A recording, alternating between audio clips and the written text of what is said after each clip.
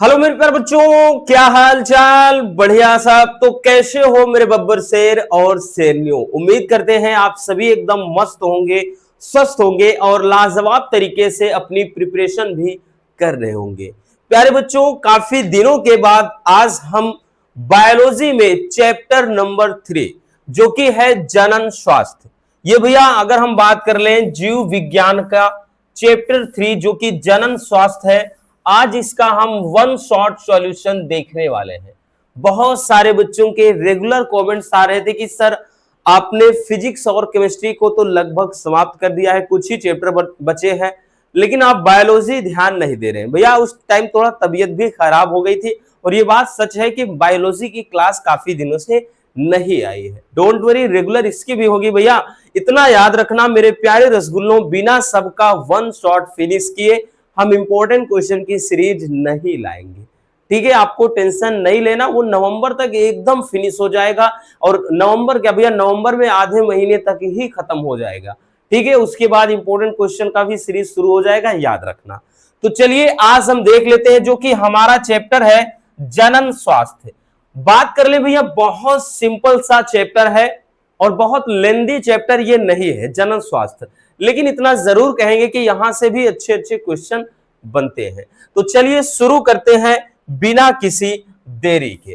तो भैया पहला क्वेश्चन देखिए, अगर हम बात कर लें, ये चैप्टर ऐसा है कि इसमें 2 से 3 टॉपिक प्यारे बच्चों ऐसे हैं कि आप उसको खुद बनाकर लिख सकते हो, जो कि आपने प्रीवियस अगर हम बात कर लें जो क्लासेस होती हैं उनमें ये चीज देखा होगा कहीं ना कहीं, या पिछली कक्षाओं में भी पढ़ा है कि जनसंख्या वृद्धि क्या है, जनसंख्या वृद्धि का कारण क्या है, जनसंख्या वृद्धि का निवारण क्या है। और ये टॉपिक भैया बात कर ले प्यारे बच्चों, जब भी आता है लॉन्ग में ये आएगा तो 5 नंबर में आएगा। डायरेक्टली ऐसे पूछ लेगा कि जनसंख्या वृद्धि पर निबंध लिखिए। अब इसमें आपको कारण निवारण दोनों बता देना है, या कहेगा जनसंख्या वृद्धि के नियंत्रण पर निबंध लिखिए, जो कि आया हुआ है 24 में। जनसंख्या वृद्धि क्या है, इसका कारण क्या है भैया, ये 25 में आया हुआ है। ठीक है, मतलब पूछा जाता है रेगुलर क्वेश्चन। तो चलिए देख लेते हैं कि जनसंख्या वृद्धि या जनसंख्या विस्फोट क्या होता है और इसका कारण क्या है। तो भाई देखिए, नाम ही है जनसंख्या वृद्धि। जब किसी हम क्षेत्र की बात कर ले या स्थान, जैसे कि कोई स्थान है भाई, ठीक है, उस स्थान पर जो निवास करने वाली प्रजातियां होती हैं जिन्हें समष्टि कहा जाता है, पॉपुलेशन, ठीक है, और उसमें यदि अचानक से कोई वृद्धि हो जाए, ठीक है, अचानक से वृद्धि, तो उस वृद्धि को ही क्या कहा जाता है, जनसंख्या वृद्धि या जनसंख्या विस्फोट कहा जाता है। आई बात समझ में। यानी किसी स्थान पर निवास करने वाले जो भाई अगर हम बात कर लें मनुष्य होते हैं, उनकी जनसंख्या में अचानक से होने वाली वृद्धि को ही जनसंख्या वृद्धि कहते हैं। बाकी आप अच्छे से लिखना चाहेंगे कि किसी स्थान पर जनसंख्या में अचानक से होने वाली वृद्धि को जनसंख्या वृद्धि या जनसंख्या विस्फोट कहा जाता है। और प्यारे बच्चों, जनसंख्या वृद्धि या जनसंख्या विस्फोट का प्रमुख कारण होता क्या है, तो जनसंख्या वृद्धि का भैया प्रमुख कारण मृत्यु दर में कमी और जन्म दर में भैया तीव्र वृद्धि के कारण ऐसा होता है। ठीक है, और सबसे ज्यादा जरूरी है कि जनसंख्या वृद्धि का कारण क्या है, एक एक हेडिंग के माध्यम से समझेंगे कि जनसंख्या वृद्धि का कारण क्या है। ठीक, रटने की जरूरत नहीं है, हमने पहले ही बताया ना, चैप्टर बहुत प्यारा सा है, एक बार देखिए पूरा टॉपिक आपके दिमाग में घुस जाएगा। लेकिन इतना कहेंगे कि इसमें कुछ टॉपिक ऐसे हैं 100% पूछे जाने वाले, जैसे उल्बवेधन क्या है, आईवीएफ तकनीक क्या है, ठीक है, और बंध्याकरण में पुरुष नसबंदी महिला नसबंदी, मतलब ऐसे कुछ टॉपिक हैं, मतलब गिने चुने वाले। सगर्भता चिकित्सीय समापन एमटीपी, ये ऐसे 3 से 4 टॉपिक हैं, बहुत ज्यादा इंपॉर्टेंट है। ठीक, तो देखिए भैया जनसंख्या वृद्धि का कारण क्या है, तो भैया जनसंख्या वृद्धि का निम्नलिखित कारण है। पहला है निरक्षरता। ठीक है, निरक्षरता का मतलब समझ रहे हैं कि भाई जो अनपढ़ लोग हैं। देखिए भैया होता क्या है कि जो पढ़े लिखे लोग होते हैं वो हमेशा आय और व्यय के बारे में भली भांत सोचते हैं और इससे परिचित भी होते हैं। वो सोचते हैं कि भविष्य में अगर हमारे ज्यादा से ज्यादा संतानें होंगी तो इससे उनका भैया ना तो एजुकेशन सही से हो पाएगा, ना तो उनका हम पालन पोषण सही से कर सकते हैं, ना उनको भाई ढंग से हम खाना पीना दे सकते हैं। तो इसके बारे में सोचते हैं लेकिन जो अनपढ़ लोग होते हैं, जो पढ़े लिखे लोग नहीं होते हैं, जो गांव देहात में यानी पिछड़े भाई इलाकों में, पिछड़े क्षेत्र में जो लोग होते हैं, जो घनी बस्तियों में ऐसे आदमी होते हैं, ठीक है, जो ज्यादातर पढ़े लिखे नहीं होते हैं, वो इसके बारे में बिल्कुल नहीं सोचते हैं। ना तो उनके पास ऐसी सुविधाएं होती है जिससे मतलब वो जनसंख्या वृद्धि के के नियंत्रण के बारे में सोच सके। इसलिए होता क्या है, जनसंख्या वृद्धि का भैया ये जो निरक्षरता है, जनसंख्या वृद्धि का यह एक मुख्य कारण है, क्योंकि हमारे देश की अधिकांश जो जनता है वो क्या है, निरक्षर है, ज्यादातर मतलब लोग अनपढ़ ही है। इस कारण से अज्ञानतावश वह संतान उत्पत्ति करते हैं, यानी अज्ञानतावश ही वो क्या है, संतान उत्पन्न कर रहे हैं, क्योंकि हमने बताया ना कि उनके पास सुविधाएं मिल नहीं पाती, ना तो उनको लोग इसके बारे में अच्छे से बता पाते हैं, तो जिसके कारण वो संतान ज्यादा से ज्यादा उत्पन्न करते हैं। ठीक है भैया, तो पहला जनसंख्या वृद्धि का कारण क्या हो गया, निरक्षरता। उसके बाद भैया दूसरा कारण क्या है, ध्यान से समझना, बहुत सिंपल तरीके से लिखा है, किताबी लैंग्वेज से एकदम हटके है।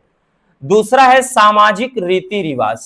सामाजिक रीति रिवाज क्या होता है भैया, देखिए सामाजिक रीति रिवाज में मतलब ये होता है कि ज्यादातर आज भी बहुत सारे लोगों की मानसिकता ये है कि जो परिवार का नाम है रोशन वो पुत्र ही करता है। अब भले बुढ़ौती में उनको चाहे घिर्रा के उनको घिसिया के मारे, लेकिन नाम करेंगे भैया उनको चाहिए पुत्र ही, उनको चाहिए बेटा ही।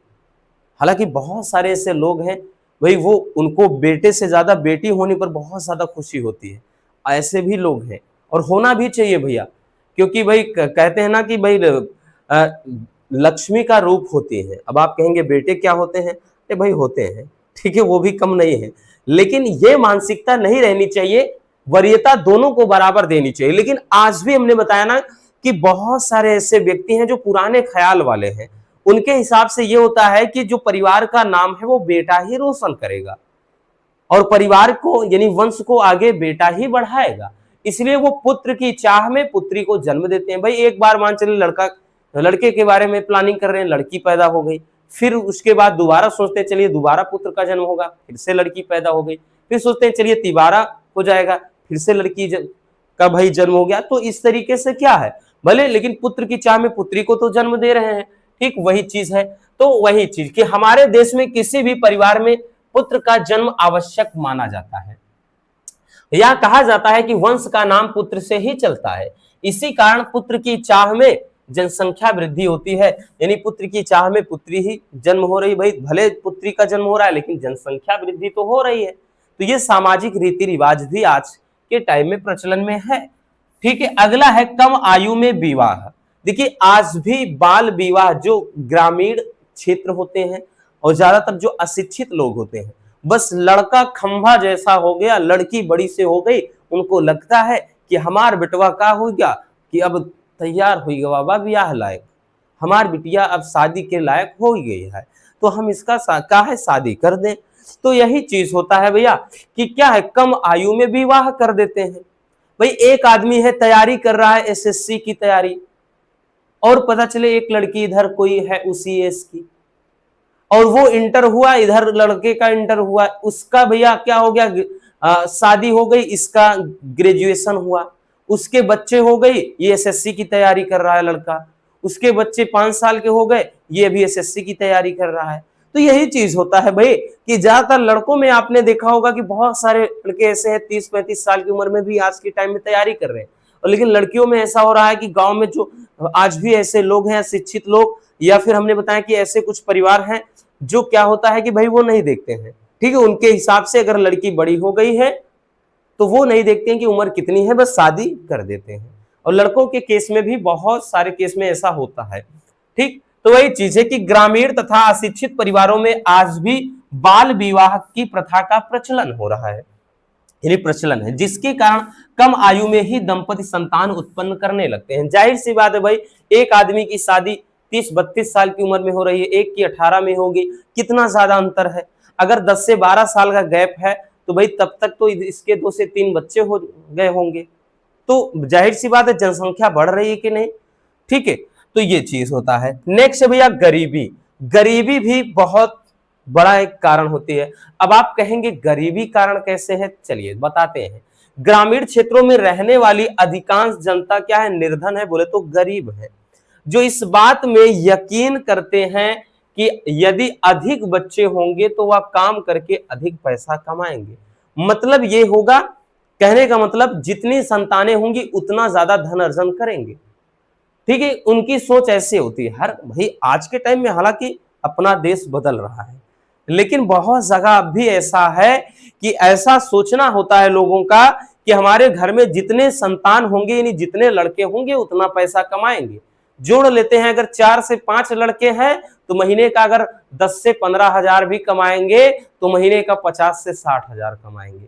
लेकिन भाई उससे क्या है, पॉपुलेशन तो बढ़ रही है ना, तो कहीं ना कहीं ये भी क्या है, जनसंख्या वृद्धि का एक कारण होता है। चलिए बबुआ जल्दी से स्क्रीनशॉट कर लीजिए भैया।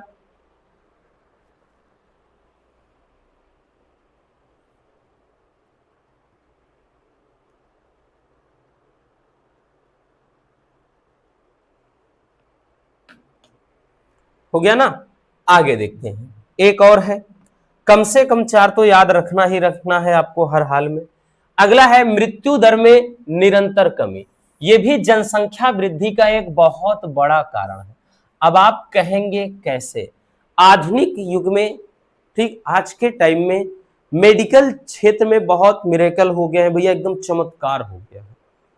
आधुनिक क्षेत्र में क्या है भाई, चमत्कार हो गया है। कहने का मतलब अब देखा जाए तो मेडिकल क्षेत्र में इतनी ज्यादा तरक्की हो गई है, इतनी ज्यादा स्वास्थ्य सेवाएं आदमी को मिल रही हैं कि भाई अगर कोई मतलब स्वास्थ्य बहुत ज्यादा खराब है, वो बात की बात है कि बहुत क्रिटिकल कंडीशन ऐसी हो जा रही है कि हाँ चलो कुछ नहीं हो पा रहा है। नहीं तो ज्यादातर केस ये होता है कि जो डॉक्टर, इन्हीं इसीलिए तो भैया डॉक्टर को भगवान का दूसरा रूप कहा जाता है। भाई लोगों की जान बचाने में वो सक्षम हो रहे हैं, क्योंकि तरह तरह की जो दवाएं हैं और तरह तरह की मेडिकल क्षेत्र में टेक्नोलॉजी है, उससे जो लोगों की जान है वो बच रही है। ठीक है, तो इससे हो क्या रहा है कि जो मृत्यु दर में है निरंतर कमी हो रही है। अब देखिए ऐसा नहीं है कि भाई ये गलत हो रहा है, बहुत अच्छा काम है, चमत्कार हो रहा है, लेकिन हमें पढ़ना है कि जनसंख्या वृद्धि का कारण।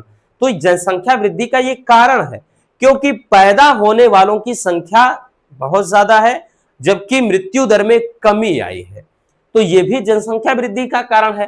तो आधुनिक चिकित्सा प्रणाली, स्वास्थ्य कार्यक्रम एवं बेहतर जीवन स्थिति के फलस्वरूप रोगों, अकाल, महामारी, कुपोषण, क्योंकि पहले क्या था, अकाल सूखा पड़ जाए पूरा गांव साफ, महामारी कोई आ जाए पूरा गांव साफ, ऐसा होता था। बट अब ऐसा कुछ हो नहीं रहा है, ठीक है ना। तो इससे होने वाली मौतों व शिशु मृत्यु दर में कमी आई है, लेकिन जन्म दर में अत्यधिक वृद्धि हुई है, जो कि जनसंख्या वृद्धि का एक बहुत बड़ा कारण बन जाता है। ठीक है भैया, समझ में आया प्यारे बच्चों। चलिए इसको भी स्क्रीनशॉट कर लीजिए।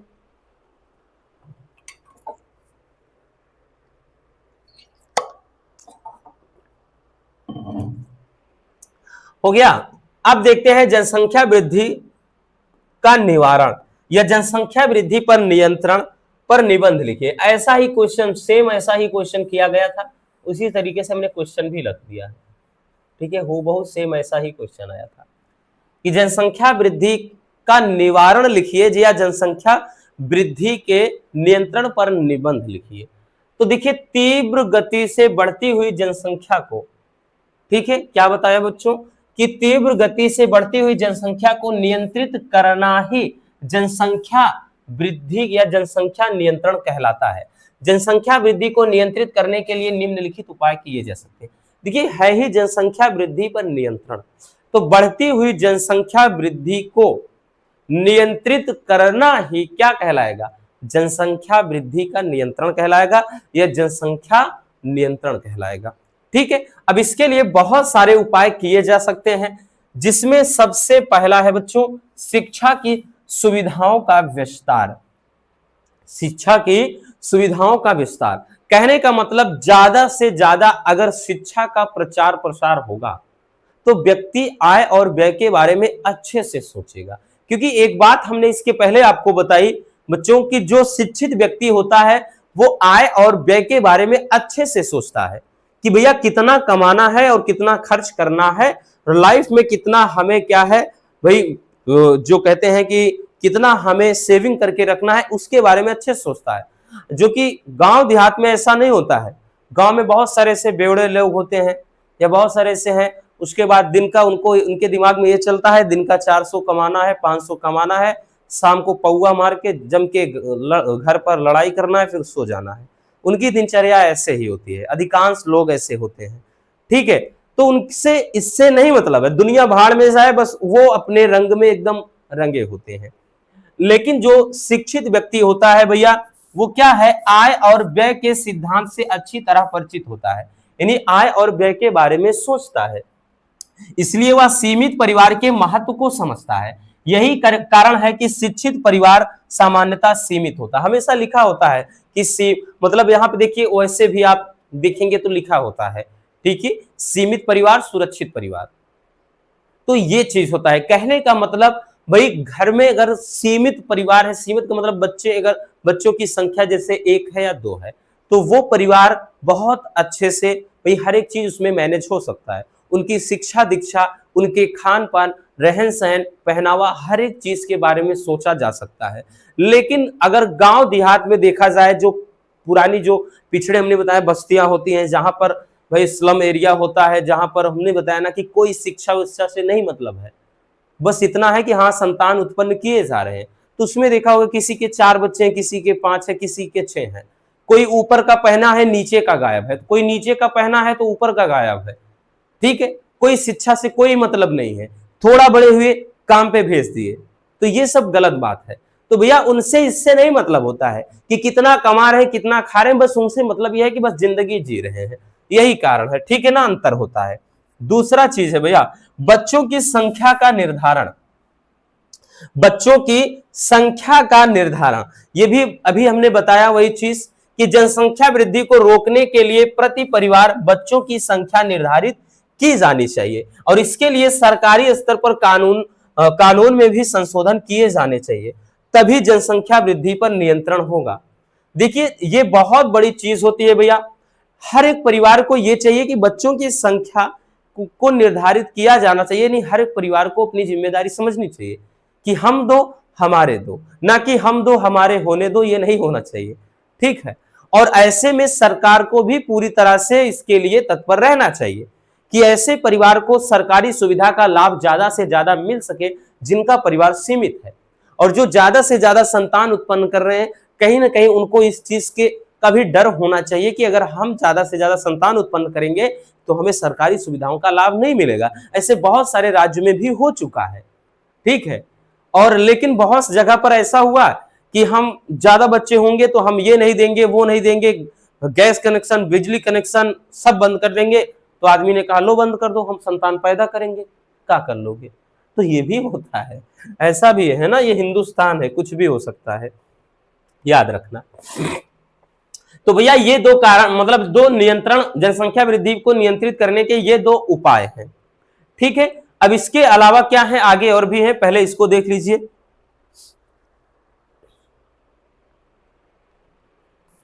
आगे देखते हैं भैया, आगे है बच्चों, विवाह योग्य आयु में वृद्धि। तो भैया जाहिर सी बात है, विवाह की आयु में वृद्धि करके जनसंख्या वृद्धि के को नियंत्रित किया जा सकता है। ठीक है, विवाह का जन्म से सीधा संबंध होता है, अभी हमने बताया भाई कि भाई विवाह का जन्म से सीधा संबंध होता है, अतः विवाह की उम्र में वृद्धि करने से प्रजनन दर में कमी लाई जा सकती है, जिसके कारण जनसंख्या वृद्धि पर नियंत्रण किया जा सकता है। ठीक है, अब ऐसा तो होगा नहीं भैया, शादी हो गई है, ठीक है, और उसके बाद कोई हिमालय पर चला जाएगा, है ना, ऐसा तो है नहीं। ठीक है, मोह माया त्याग देगा। तो अगर शादी हुई है तो उसका संबंध सीधा जन्म से होता है।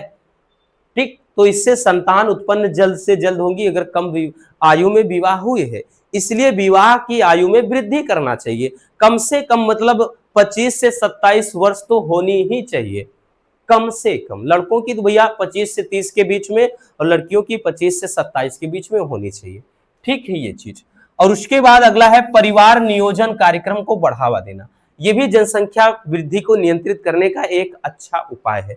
मतलब हालांकि जैसे आशा वगैरह वाला जो होते हैं ना, उसके अलावा और कर्मचारी होते हैं, स्वास्थ्य विभाग हमेशा, तो गांव गांव में इनका दौरा हालांकि होता रहता है। ये परिवार घर घर जाकर के लोगों को जागरूक करते हैं, ठीक। लेकिन कभी कभार ऐसा होता है कि भाई सरकारी सुविधाएं या फिर उस तरीके की सुविधाएं नहीं मिल पाती हैं, तो इसमें और ज्यादा से ज्यादा बढ़ावा करना होगा।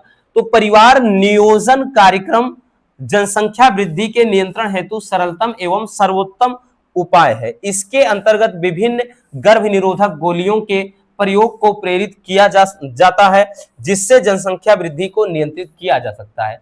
यानी यहाँ पर परिवार नियोजन कार्यक्रम का शुरुआत करना चाहिए, हर जगह पर प्रचार प्रसार होना चाहिए, और इसमें कोई भी शर्म वाली बात नहीं है। छोटा परिवार सुखी परिवार, जैसे ये हो गया, ठीक है, हम दो हमारे दो, ये सब हो गया। तो इससे आदमी के भाई दिमाग में कुछ ना कुछ फर्क पड़ता है। फिर उसके बाद जैसे ये चीज होता है गर्भ निरोधक गोलियों का मतलब इसका उपयोग किस तरीके से किया जा सकता है, ठीक है, इससे स्वास्थ्य पर क्या कोई प्रभाव पड़ता है या नहीं पड़ता, इसके बारे में भली भांति बताना चाहिए। ये सब काम होना चाहिए, तभी जाकर के लोगों को इसके बारे में सही से जानकारी मिलेगी, तब जाकर के वो इसके बारे में सोचेंगे। नहीं तो भाई हर कोई डरता है कि पता नहीं ये सही है या गलत है। चलिए इसको भी स्क्रीनशॉट कर लीजिए।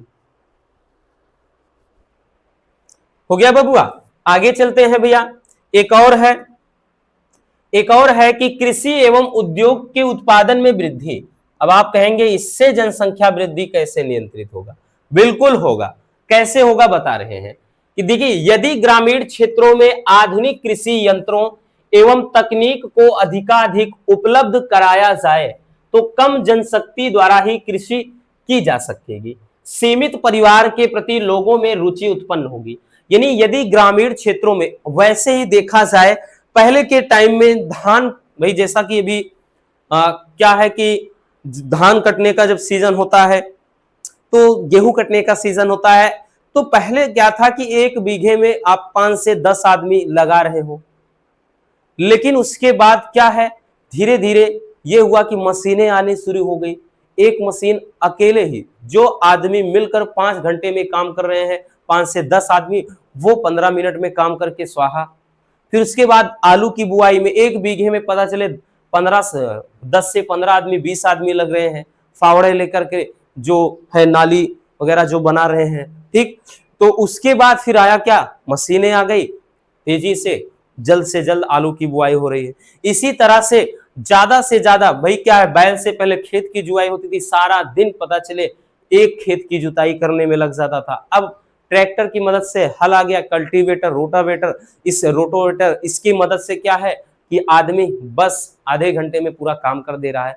तो मतलब क्या है कि आधुनिक जो कृषि यंत्र है और आधुनिक तकनीक है, जो उत्तम जो उन्नत किस्म के बीज हैं, अगर इसमें ज्यादा से ज्यादा तरक्की होगी तो कम लोगों की जरूरत होगी और कम लोगों के मदद से भी अच्छी खेती की जा सकती है।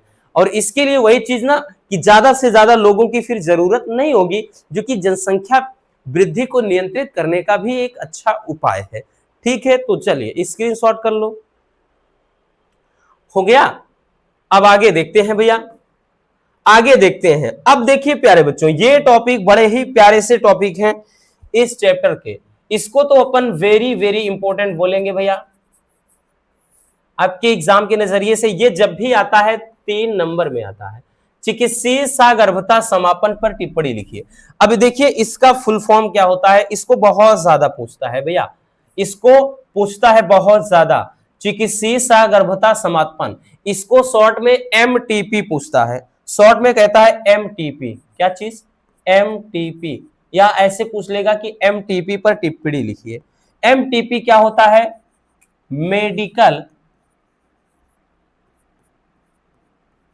टर्मिनेशन ऑफ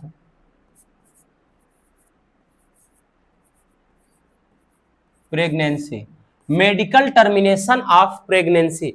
मतलब चिकित्सीय का मतलब मेडिकल तरीके से, सगर्भता यानी प्रेगनेंसी का समापन यानी समाप्त कर देना, टर्मिनेट कर देना। इसका मतलब देखिए, अगर बात करें तो भैया जो आपकी हेडिंग है इसी में पूरा का पूरा परिभाषा छिपा हुआ है। अब ध्यान से समझना कि ये जो एमटीपी होता है ये होता क्या है। मतलब ये होता है भैया कि जो गर्भ में शिशु पल रहा होता है, गर्भ में जो भ्रूण पल रहा होता है, ठीक है ना, उसे शिशु नहीं कह सकते। जब जन्म होता है उसके बाद ही शिशु कहा जाता है। जो गर्भावधि है, गर्भावधि का टाइम कितना होता है, 9 माह। 9 माह के पूर्ण हो जाने के बाद जो शिशु का जन्म होता है, तो गर्भावधि के पूर्ण होने से पहले, ठीक है, क्या बताया भैया कि गर्भावधि के पूर्ण होने से पहले ही गर्भ को प्रथम तिमाही या फिर यूं कह लें 12 सप्ताह, प्रथम तिमाही यानी प्रथम 3 महीने में ही, जैसे प्रेगनेंसी के 3 महीने ही हुए स्टार्टिंग के, या 12 सप्ताह तक उस गर्भ को क्या कर देना, टर्मिनेट कर देना, मतलब नष्ट कर देना ही कहलाता है, सगर्भता चिकित्सीय समापन कहलाता है।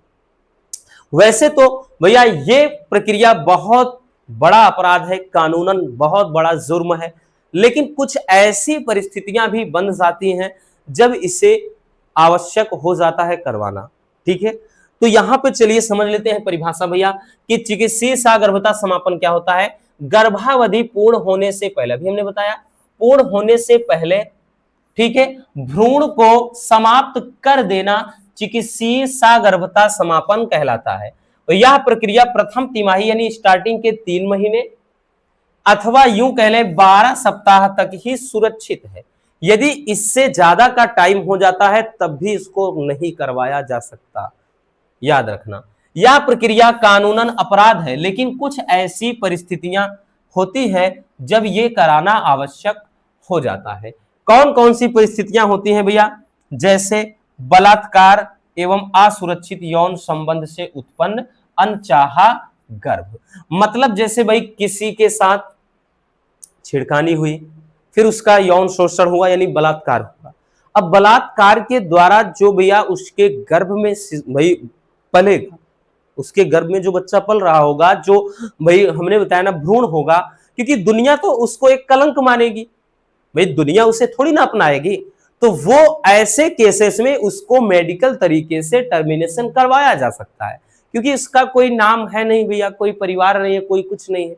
हाँ वो अपनी बात है कि हाँ वो लड़की की मर्जी से हो सकता है कि हाँ हमें चाहिए ये, लेकिन ऐसे केस में अगर बलात्कार की स्थिति में उत्पन्न क्या है गर्भ है तो ये करवाया। या फिर असुरक्षित यौन संबंध से, असुरक्षित यौन संबंध का मतलब जैसे हमने बताया भाई कोई बीमारी है, ठीक है, किसी को एड्स वगैरह हुआ है या फिर किसी कोई अन्य बीमारी है, तो असुरक्षित यौन संबंध के द्वारा उत्पन्न हो रहा है। या फिर भैया शिशु में कोई जन्मजात रोग है, ठीक है, यानी माता पिता में जो एक जन्मजात रोग है, और जन्मजात रोग ऐसा होता है भाई पीढ़ी दर पीढ़ी जैसे वो चलता रहता है, तो जन्मजात रोग हो तब। या फिर गर्भ निरोधक गोलियों के विफल होने पर, कि कोई दंपति यानी कोई जो कपल्स होते हैं, ठीक है, कि उनको संतान नहीं चाहिए, उनको संतान नहीं चाहिए, ऑलरेडी संतान है उनके 1-2, तो उनको संतान नहीं चाहिए, अगर गर्भ निरोधक गोली का प्रयोग करते हैं, उन्होंने किसी सरकारी हॉस्पिटल वगैरह से गर्भ निरोधक गोलियां ली हैं, खाई हुई हैं,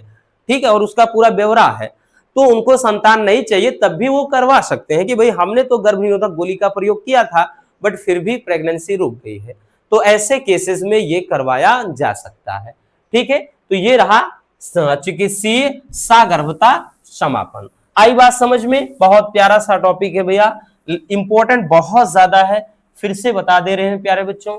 चलिए स्क्रीनशॉट कर लीजिए भैया।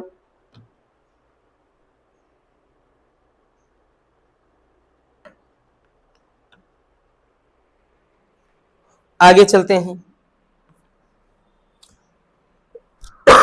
अगला क्या है, उल्ब वेधन या एमनियोसेंटेसिस।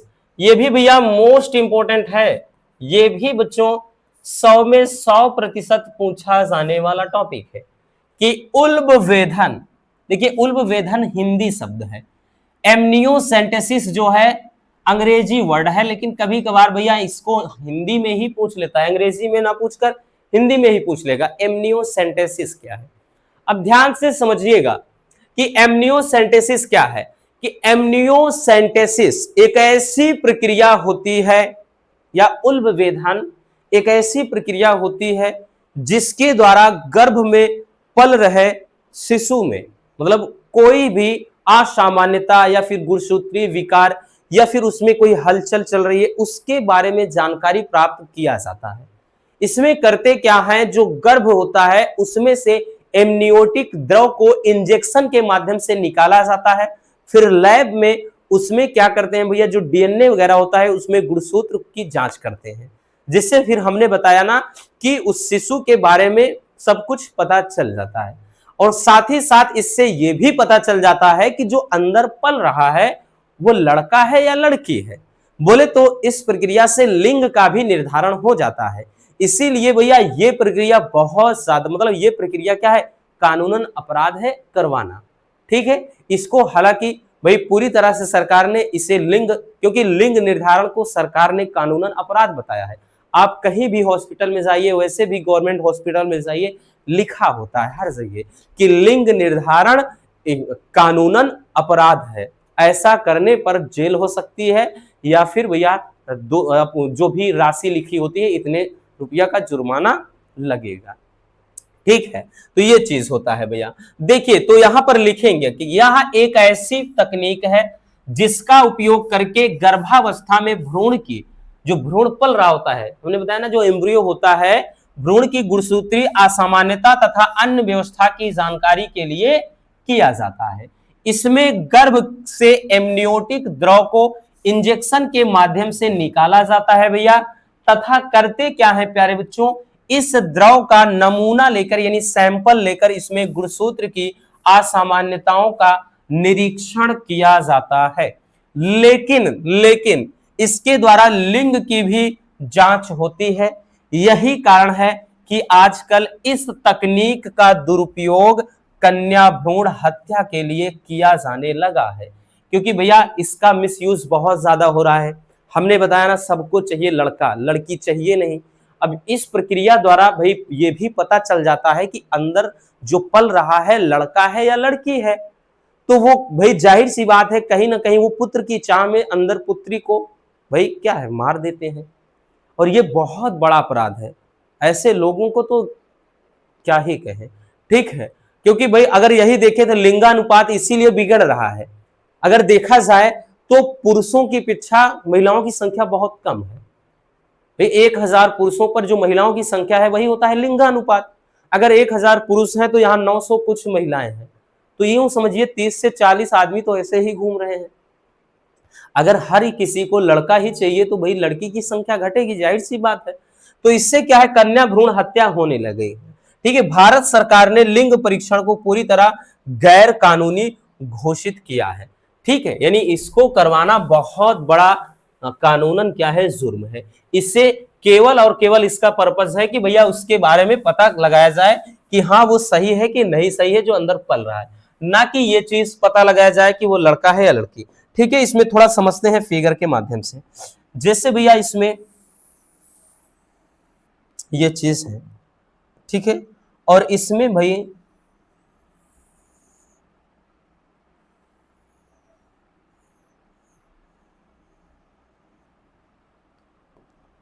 इस तरह से ये मान लेते हैं।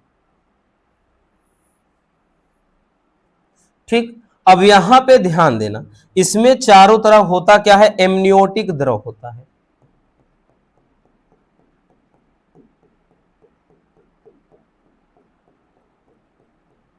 क्या होता है, एमनियोटिक द्रव होता है। तो इसमें करते क्या है भैया, वही चीज ध्यान देना भैया, इसमें से इंजेक्शन के माध्यम से, ध्यान से समझिएगा बबुआ, इंजेक्शन के माध्यम से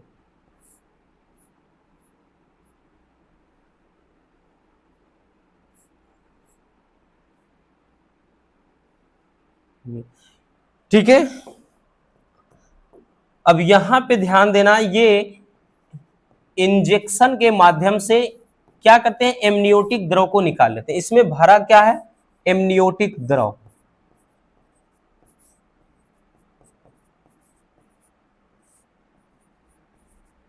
तो हमने वही चीज बताया कि इसमें एमनियोटिक द्रव को इंजेक्शन के माध्यम से निकाल लिया जाता है, फिर उसका नमूना लेकर यानी उसके सैंपल को लैब में टेस्ट करते हैं। फिर ये जो अंदर भ्रूण पल रहा होता है ठीक है, अंदर जो ये भ्रूण पल रहा होता है शिशु, इसके बारे में सही जानकारी मिल जाती है कि इसमें कोई गुणसूत्री विकार तो नहीं है, या फिर कोई इसमें असामान्यता तो नहीं है, किसी रोग से पीड़ित तो नहीं है, इसकी स्थिति सही है कि नहीं है। ठीक है, मतलब सब कुछ पता चल जाता है। और हमने बताया कि साथ ही साथ ये भी पता चल जाता है कि ये लड़का है कि लड़की है, और इसीलिए भारत सरकार ने भाई इसे क्या है, हालांकि इस पर रोक लगा दिया है कि ये चीज करवाना गलत है, क्योंकि इसका मेन पर्पस है भैया ये सब चीजें पता लगाना, लेकिन लोग इसका मिसयूज कर रहे हैं, कन्या भ्रूण हत्या। क्योंकि आज भी बहुत सारे भाई, हालांकि जो सही डॉक्टर होते हैं ये इसकी सलाह नहीं देते, लेकिन पैसों के लालच में कुछ लोग ऐसे होते हैं भाई कि क्या है, चोरी चुप्पा ये काम चल रहा है। ठीक, चलिए स्क्रीनशॉट कर लीजिए इसको।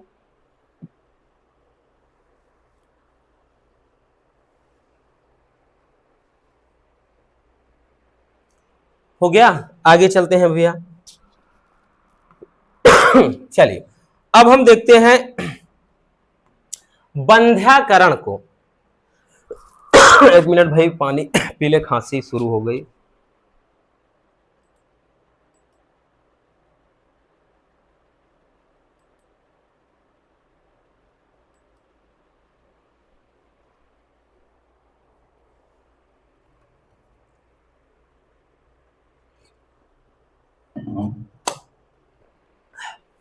अब देखिए बंध्याकरण क्या होता है, ध्यान से समझिएगा भैया। बंध्याकरण क्या है, ये भी मोस्ट इंपोर्टेंट टॉपिक है, काफी ज्यादा पूछा जाता है, और इसकी विधियां आपको बताना है। ठीक है, बंध्याकरण भाई इसमें होता क्या है कि बंध्याकरण एक ऐसी तकनीक है जिसमें दंपति मतलब पति पत्नी, बोले तो नर और मादा दोनों इन्वॉल्व हैं, इसमें उनकी जनन वाहिनी को काट कर बांध दिया जाता है। ठीक, मतलब यह है कि इसमें भाई जो प्रेगनेंसी है उसको रोकने के लिए, गर्भावस्था को या गर्भधारण की अवस्था को रोकने के लिए इसमें क्या है, सबसे जो अस्थाई विधि है, सबसे उपयोगी विधि यही होती है, क्योंकि इससे जनन पर कोई प्रभाव नहीं पड़ता है और स्वास्थ्य पर भी कोई प्रभाव नहीं पड़ता है। ठीक है, तो इसीलिए ये सबसे अस्थाई विधि होती है। ठीक, तो याद रखना बंध्याकरण एक ऐसी तकनीक है जिसमें नर या मादा के जनन वाहिनी को काटकर बांध दिया जाता है, और यह जनन क्षमता को अस्थायी रूप से, ठीक है, क्या है, रोकने के लिए सर्वाधिक सफल विधि है। ये विधियां निम्नलिखित हैं, जिसमें पहला होता है आपका महिला नसबंदी, जिसको ट्यूबेक्टोमी। हालांकि जो ट्यूबेक्टोमी है, क्योंकि इसमें ट्यूब जो होती है उसी को काटकर बांधा जाता है, तो इसीलिए ट्यूब से ट्यूबेक्टोमी नाम दे दिया गया है। अब ट्यूबेक्टोम, ट्यूब अंग्रेजी वर्ड है भैया, तो इसमें इसको हिंदी में ही ऐसे पूछ लेता है, ट्यूबेक्टोमी कई बार पूछा गया है कि ट्यूबेक्टोमी क्या है, महिला नसबंदी क्या है। तो भाई महिला नसबंदी में होता क्या है, देखिए बहुत ज्यादा आपको दिमाग चलाने की जरूरत नहीं है। महिला नसबंदी में होता यह है कि इसमें महिला के जो डिंब वाहिनी या अंड वाहिनी होती है उसको काटकर बांध दिया जाता है, ताकि अंडाशय में बनने वाले अंडाणु क्या है वो बाहर ना निकल सके और शुक्राणु से मिलान ना कर सके। ठीक है, तो इस प्रक्रिया को कहा जाता है भैया महिला नसबंदी। तो इस विधि में स्त्रियों के अंड वाहिनी को काटकर बांध दिया जाता है, ताकि अंडाशय में बनने वाले जो अंडाणु है अंड वाहिनी नलिका में आगे ना बढ़ सके और निषेचन की प्रक्रिया भैया क्या है, पूरी ना हो सके। इस विधि से जनन पर कोई प्रभाव नहीं पड़ता, ध्यान देना, जनन से कोई इसमें साइड इफेक्ट नहीं होता है कि हाँ इसके द्वारा जनन पर कोई बुरा प्रभाव पड़ेगा, नहीं। चलिए इसको फिगर के माध्यम से थोड़ा समझ लेते हैं भैया। ठीक है, जैसे इसमें भाई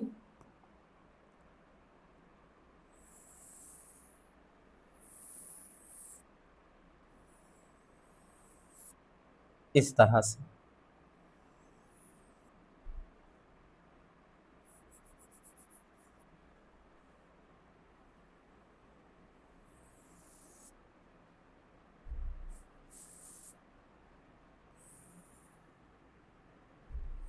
एक मिनट,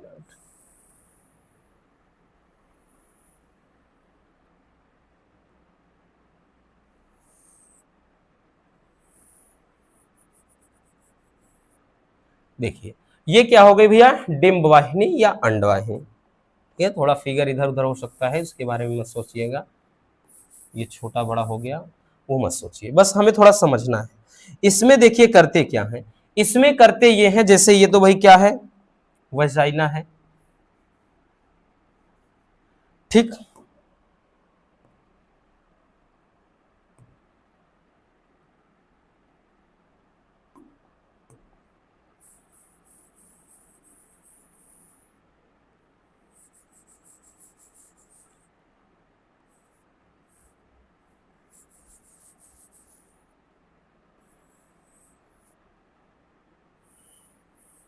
अब देखिए भाई ये क्या है, अंडाशय है, क्या है प्यारे बच्चों, ये है अंडाशय। अब इसमें जो भी अंडाणु बनेगा, अंडाणु इसमें जो बनेगा वो आगे इस तरह से बढ़ेगा, ठीक है। तो इसमें करते क्या है भैया, इसमें यहीं पर ध्यान देना प्यारे बच्चों, ये जो डिंब वाहिनी है, ठीक है, दोनों तरफ की बात कर रहे हैं, जो डिंब वाहिनी, क्योंकि अगर सोचेंगे एक तरफ तो भाई ऐसा है नहीं, एक तरफ तो निकलेगा ही, इसमें जो डिंब वाहिनी होती है या अंड वाहिनी, ध्यान देना, इसको भैया काट कर क्या है, बांध देते हैं, काट कर इसी तरह से बांध दिया जाता है। अब जब काट कर बांध देंगे प्यारे बच्चों तो क्या होगा कि जो अंडाशय से बनने वाले अंडाणु है, अंडाणु तो बनेंगे बट वो क्या है, फैलोपियन नलिका में आगे नहीं बढ़ पाएंगे, अंदर से जैसे स्पर्म जाएगा, शुक्राणु जाएगा तो उससे मिल नहीं सकते हैं। तो मतलब ये है कि जाहिर सी बात है, जब शुक्राणु अंडाणु से मिलेगा ही नहीं तो इससे क्या है, गर्भधारण की संभावना समाप्त हो जाएगी, ठीक। तो इस प्रक्रिया को क्या कहा जाता है, महिला नसबंदी कहते हैं। चलिए जल्दी से नोट कर लीजिए।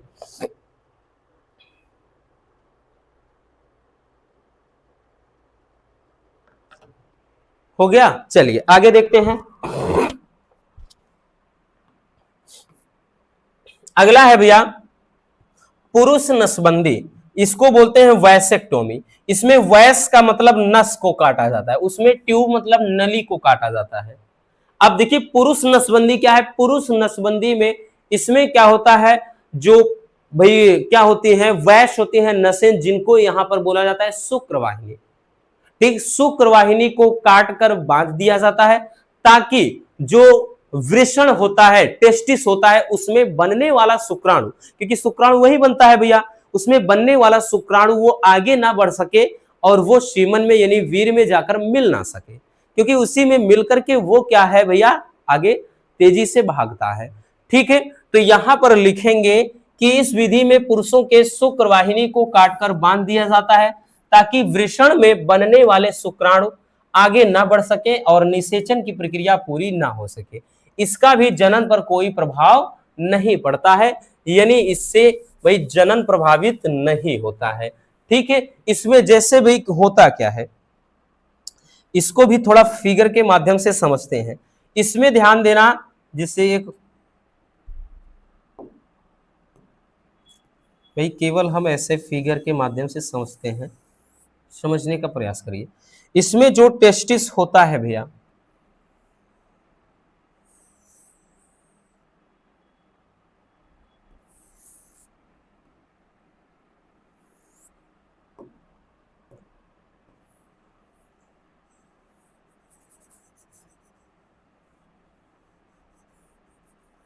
जो टेस्टिस होता है प्यारे बच्चों,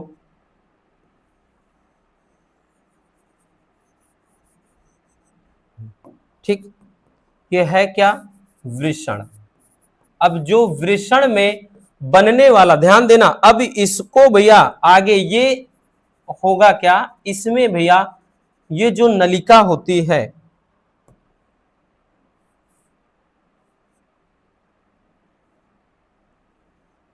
इसमें भी करते क्या है, इसको काटकर बांध देते हैं। जैसे यहां पर इसको काटकर बांध दिया, इसको यहां पर काट के बांध दिया, इसको, यानी इसमें भी क्या करते हैं भैया, ये जैसे टेस्टिस है, वृषण है, तो वृषण में ये जो नलिका है इसको बोलते हैं शुक्रवाहिनी। क्या बोलते हैं भैया, तो ये होता है शुक्रवाहिनी, ये होता है शुक्रवाहिनी। तो इसमें शुक्रवाहिनी को इसी को काट कर बांध देते हैं ताकि वृषण में बनने वाला जो शुक्राणु है वो आगे ना बढ़ सके और अंडाणु से मिलकर निषेचित ना हो सके। अब जैसे दंपति है तो इसमें से किसी एक का करवा सकते हैं। जैसे भाई अगर महिला का हो गया है तो पुरुष को करवाने की जरूरत नहीं है, पुरुष का हो गया है तो महिला को करवाने की जरूरत नहीं है। क्योंकि अगर किसी एक के अंदर शुक्राणु बन रहा है, जैसे मान लीजिए पुरुष के अंदर किसी एक के नहीं यानी पुरुष के अंदर जैसे शुक्राणु बन रहा है तो भाई जाहिर सी बात है अगर उसका नसबंदी हो गया है तो भले ही महिला का नसबंदी नहीं हुआ है लेकिन वो तो शुक्राणु अंदर जाएगा ही नहीं। इसी तरह जैसे महिला का ही अगर नसबंदी हो गया है तो भले पुरुष के अंदर शुक्राणु जा रहा है, अंदर प्रवेश कर रहा है, तो महिला के अंदर अंडाणु नहीं निकलेगा। तो दोनों में से किसी एक का हुआ है तो ये एक गर्भधारण की संभावना समाप्त हो जाती है। ठीक है, तो ये तो हो गया बंध्याकरण की विधियां। चलिए जल्दी से स्क्रीनशॉट कर लीजिए।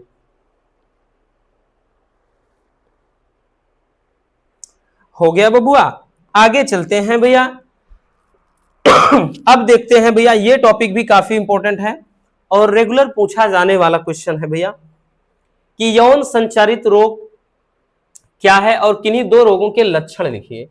ठीक, ये भी मोस्ट इंपॉर्टेंट है, याद रखना। वैसे सारे टॉपिक इंपॉर्टेंट वाले ही हैं। ठीक, देखिए यौन संचारित रोग होता क्या है, तो ऐसे रोग जो यौन संबंध के द्वारा फैलते हैं।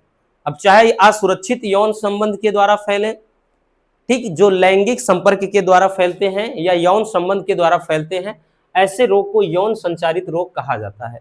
और यौन संचारित रोग में पहला जो रोग है वो है सुजाक।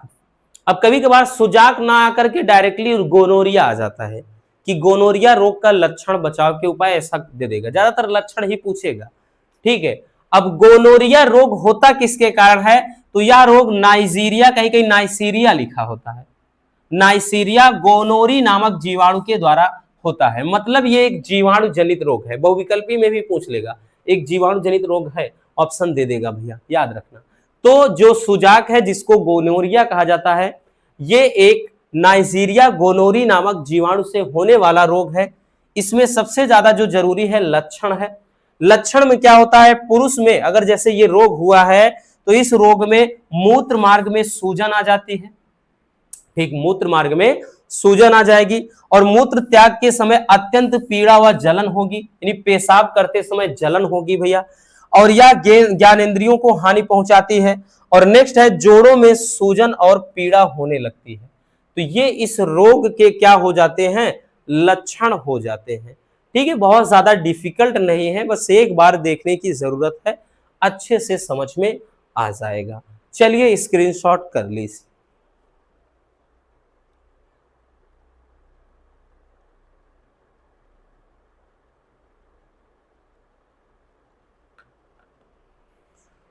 आगे देखते हैं भैया। अगला है उपदंश।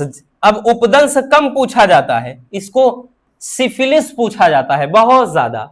उपदंश बहुत कम आता है लेकिन सिफिलिस कई बार पूछा गया है।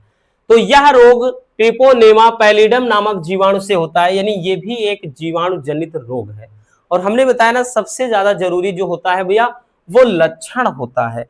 ठीक है, और पुरुषों में देखिए, लक्षण में देखिए, पुरुषों व महिलाओं में जनन अंग में लाल मस्से, लाल दाने, ये जो जनन अंग होता है, ठीक है, जैसे महिलाओं में वजाइना वगैरह, पुरुषों में जो शिश्न वगैरह है उसमें लाल दाने निकल आते हैं। और मूत्र त्याग के समय यानी पेशाब के समय अत्यंत पीड़ा व जलन होती है। और अधिक संक्रमण में यह जीवाणु हृदय, मस्तिष्क व यकृत को भी प्रभावित कर देता है।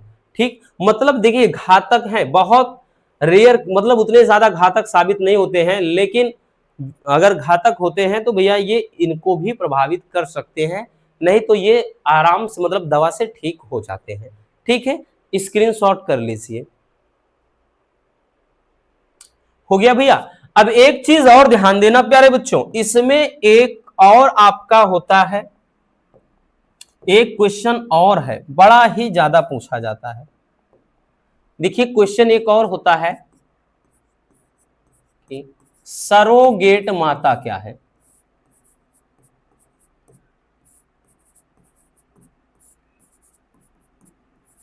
या फिर पूछता है सरोगेसी क्या है। ठीक है, सरोगेसी क्या है। अब देखिए, अपने ही संतान को किसी दूसरी महिला के गर्भ से जन्म देना सरोगेसी कहलाता है। एक सिंपल से वर्ड्स में बोले तो यहां पर हम भाई परिभाषा अगर लिखना चाहें तो ऐसे लिख सकते हैं कि अपने संतान को किसी दूसरी महिला के गर्भ से जन्म देना सरोगेसी कहलाता है। क्या कहलाता है भैया? सरोगेसी कहलाता है, याद रखना। ठीक है, सरोगेसी कहलाता है तथा उस मां को यानी जिसके मतलब कोख से जन्म हुआ, उस मां को सरोगेट मां कहते हैं। मां या सरोगेट माता कहते हैं।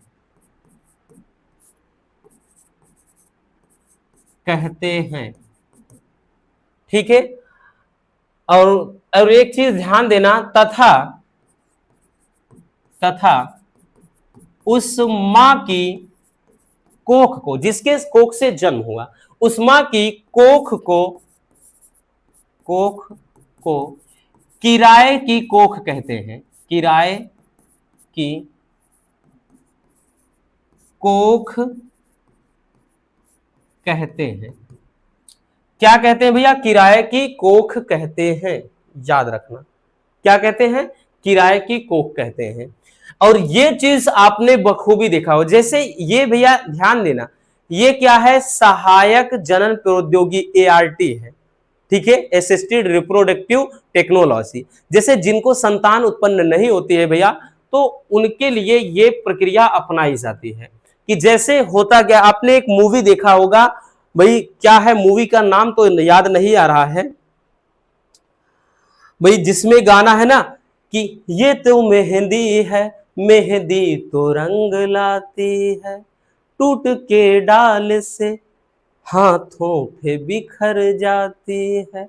गाना है ना, सलमान खान प्रीति जिंटा के पास जाते हैं, वो भाई नाच गाना करने वाली होती है, और इसमें काजोल शायद होती है क्या, या ना रानी मुखर्जी होती है, उसकी पत्नी का काम करती है। तो डॉक्टर बोलते हैं कि अब इसको भाई इनको संतान नहीं होगा, अगर हुआ तो इनकी जान चली जाएगी। तो ये होता है कि उनको संतान चाहिए, वो संतान के लिए उस रानी मुखर्जी, वो क्या कहते हैं, प्रीति जिंटा के पास जाते हैं।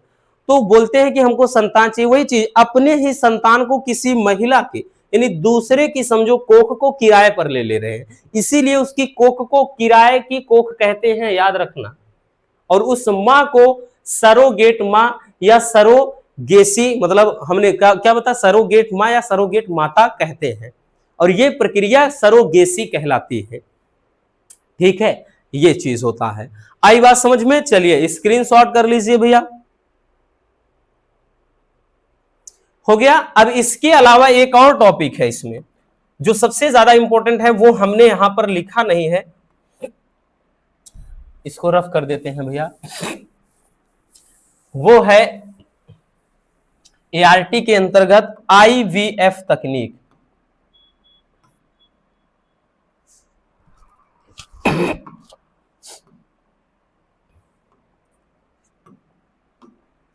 सबसे ज्यादा इंपॉर्टेंट इस चैप्टर में, इसको तो हमने ध्यान ही नहीं दिया भैया। IVF तकनीक, या इसी को बोलेंगे भैया परख नली शिशु, या इसी को कहते हैं पात्रे निषेचन। क्या कहते हैं? पात्रे निषेचन। भाई इसके कई नाम हैं, पर टिप्पणी लिखिए।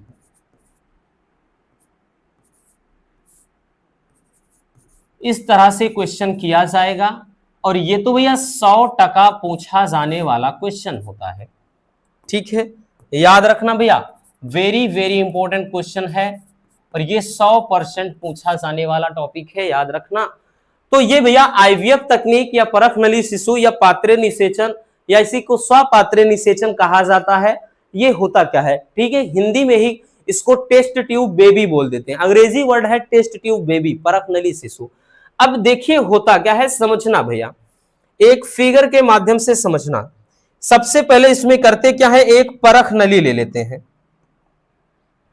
इसमें जैसे एक परख नली ले लेते हैं,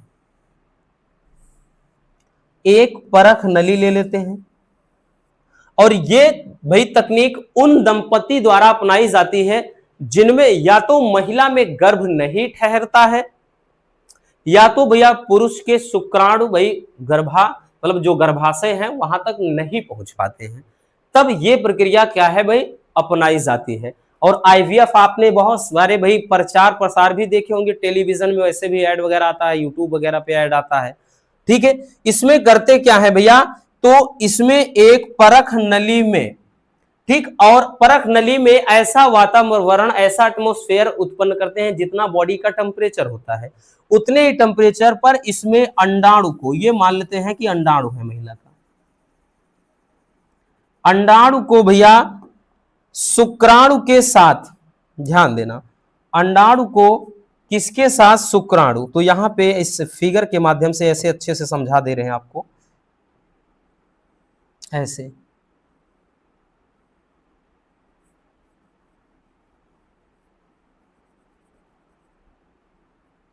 अंडाणु को शुक्राणु के साथ मिलाया जाता है। अब जब ये मिलेगा भैया, तो ये जब मिलेगा क्या बनेगा, एम्ब्रियो यानी तो भ्रूण बन जाएगा।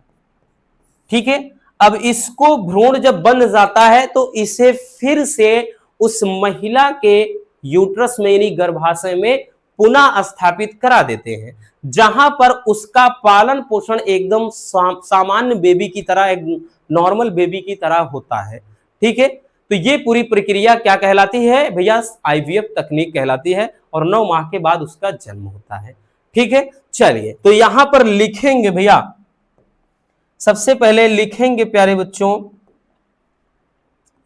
लिखेंगे यह तकनीक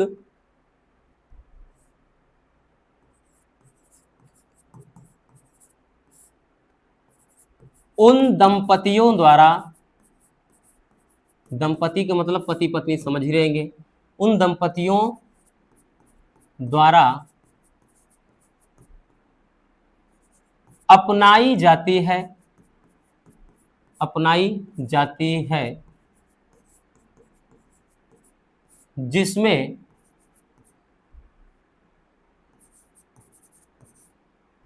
द्वारा अपनाई जाती है जब जब महिला में या तो गर्भ नहीं ठहरता, तो गर्भ नहीं ठहरता या पुरुष के शुक्राणु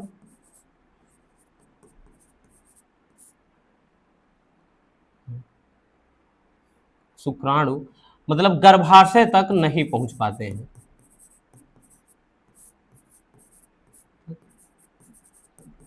नहीं पहुंच पाते हैं। ठीक है, यानी महिला के अंदर हो सकता है यूट्रस में कोई प्रॉब्लम हो, या हो सकता है कि पुरुष के स्पर्म वहां तक नहीं पहुंच पा रहे हैं, तब ये तकनीक भैया जो आईवीएफ तकनीक है भाई ये दंपति द्वारा अपनाई जाती है, तब ये डॉक्टर सलाह देते हैं कि आप आईवीएफ करवा लीजिए। ठीक है, इसमें होता क्या है भैया कि इसमें शरीर के ताप जितने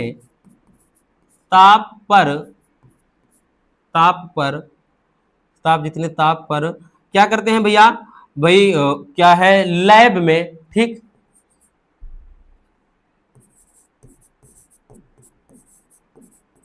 लैब में एक परख नली में, एक परख नली में पुरुष के शुक्राणु के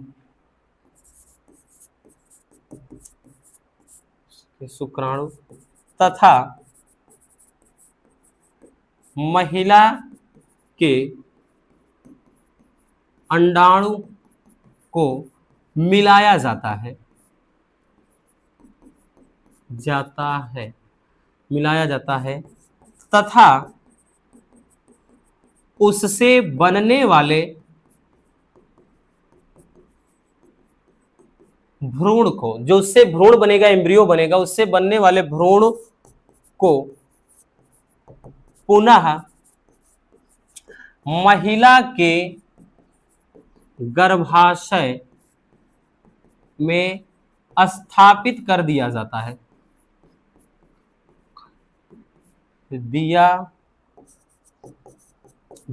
है, जहां उसका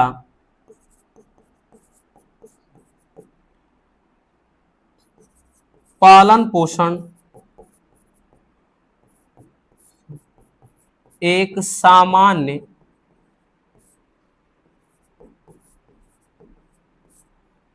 शिशु की तरह होता है। ठीक है, एक सामान्य शिशु की तरह होता है।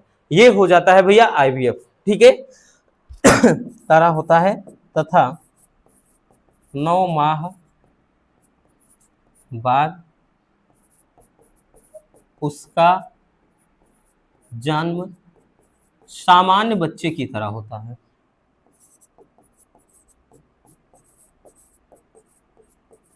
तरह, हालांकि इसको सीजर वगैरह की जरूरत पड़ सकती है, जरूरी नहीं कि नॉर्मल डिलीवरी, यानी जन्म उसका नॉर्मल बच्चे की तरह, मतलब जैसे भैया अदर केसेस में होता है, ये बात है।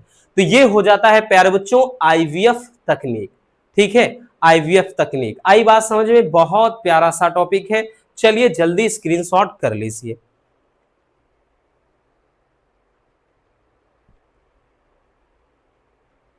हो गया, तो बस आज के इस वीडियो में इतना ही। उम्मीद है मेरे प्यारे रसगुल्लों को आज के सारे टॉपिक एकदम अच्छे से क्लियर हो गए होंगे। अगर वीडियो पसंद आई हो प्यार से लाइक कर देना, नए हैं तो चैनल को सब्सक्राइब जरूर कर लीजिए ताकि ऐसे मजेदार टॉपिक आप तक रेगुलर पहुंचते रहें। मिलते हैं किसी और लाजवाब टॉपिक के साथ। Love you, bye bye, take care. और हाँ, एक प्यारा सा कमेंट बॉक्स में छोड़ के जाइएगा।